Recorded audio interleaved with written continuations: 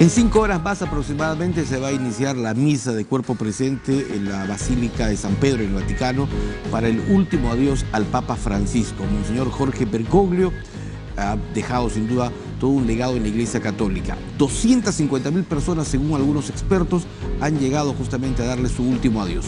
¿Qué viene luego de ello? Vamos a conversar justamente esta noche con el padre Miguel Carpio, capellán de la Universidad Católica Sede Sapiente, que está con nosotros. Padre, ¿cómo está? Buenas noches. Buenas noches. Muchísimas gracias por la invitación. Siempre es un gusto hablar respecto al Papa Francisco y a la situación que viene a continuación en toda la Iglesia. Sin duda. Padre, la verdad que la cantidad de gente que ha llegado en estas 2 noches y madrugadas a la Basílica de San Pedro ha sido impresionante. Se preveía cerrar las puertas, pero ante la cantidad de gente, el Vaticano ha dispuesto que San Pedro continúe con las puertas abiertas. Sí, no, sin duda. Yo conozco muchos amigos en Italia que han hecho la cola, han hecho la fila, al menos por lo menos 8 horas o 9 horas para estar frente al Papa por 5 segundos, porque no es que puedan detenerse mucho tiempo. Es increíble porque el Papa ha sabido hablar al corazón de todo hombre.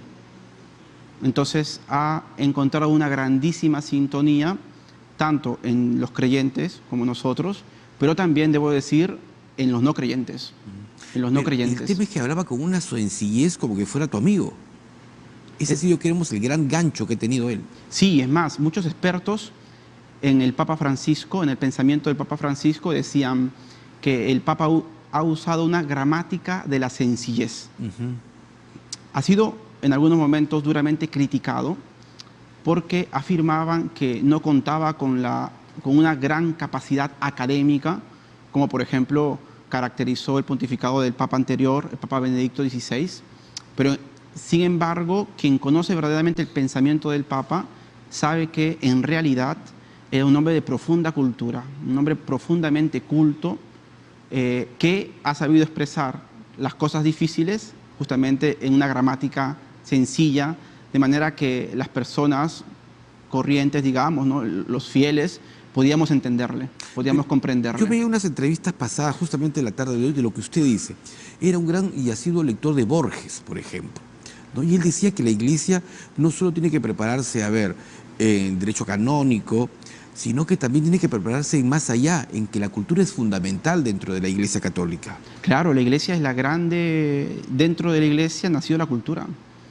La Iglesia ha sido aquella que además por siglos, solamente por dar un ejemplo, cuando hubo la invasión bárbara en Roma, en Europa, ha sido la Iglesia la que ha conservado, digamos, todos los manuscritos de Aristóteles, por ejemplo, que después han salido a la luz.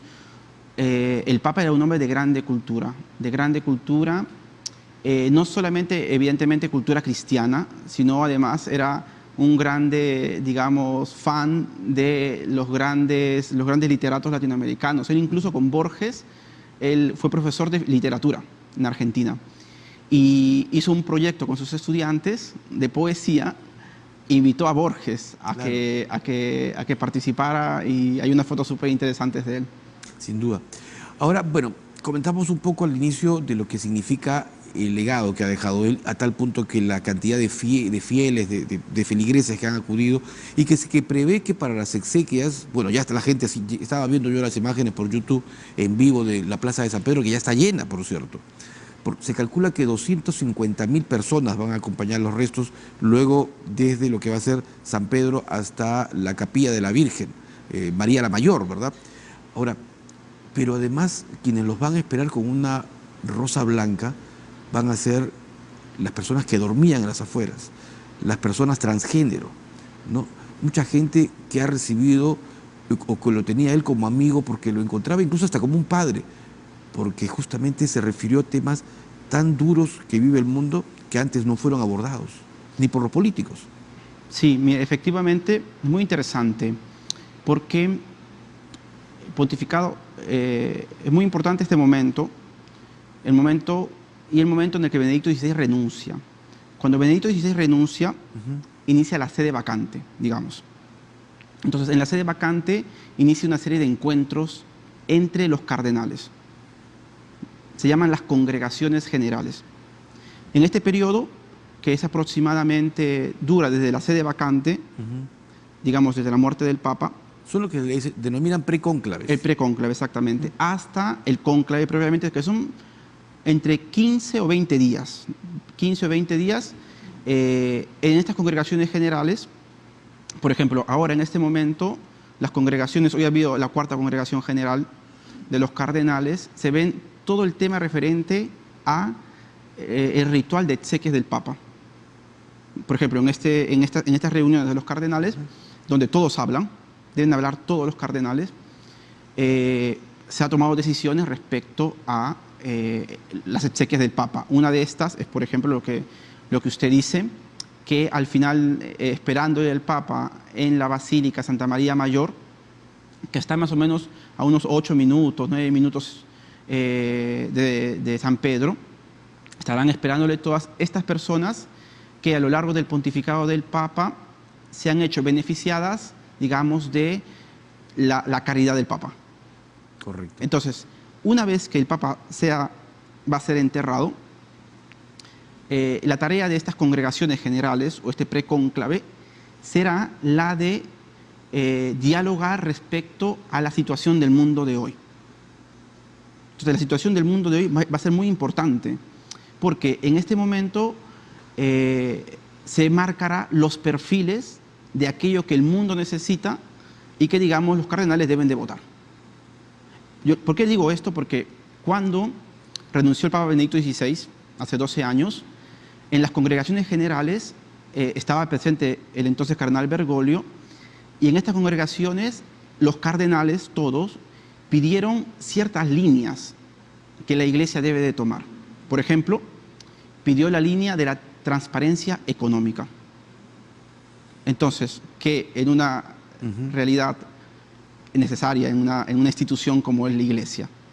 Entonces, ha sido muy interesante porque el Papa ha seguido el pedido de estas congregaciones, el pedido de la Congregación General, y inició todo un proceso de reforma económica de la Iglesia. Claro, a tal punto que un cardenal ha sido condenado por mal uso de recursos. Exacto, exacto. Entonces, el Papa ha seguido un tema delicadísimo sobre el tema de las reformas. Otro tema tratado en las congregaciones generales fue el tema de la pedofilia. El tema de la pedofilia, que además dentro del pontificado del Papa Francisco, ya también en el pontificado del Papa Benedicto XVI, ha sido importante. El Papa Francisco ha tomado decisiones bastante importantes, bastante serias al respecto, y podríamos decir que la tercera gran novedad del pontificado del Papa, yo diría que es que el Papa nos ha mostrado la misericordia. Con sus gestos, claro, con sus palabras. O sea, nos ha mostrado que Dios es cercano a todos y que Dios no discrimina a nadie. La misericordia y la humildad también, que ha sido otro gesto importante de Francisco. Ahora, lo que viene, esta reunión, este cónclave que debe iniciarse en más o menos unos 10 días y que va a reunir a los 133 cardenales electores. Pero más de 100 han sido designados por el Papa Francisco.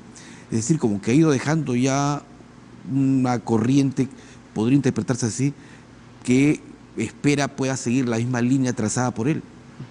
Sí, han sido elegidos por él cardenales electores, es decir, menores de 80 años.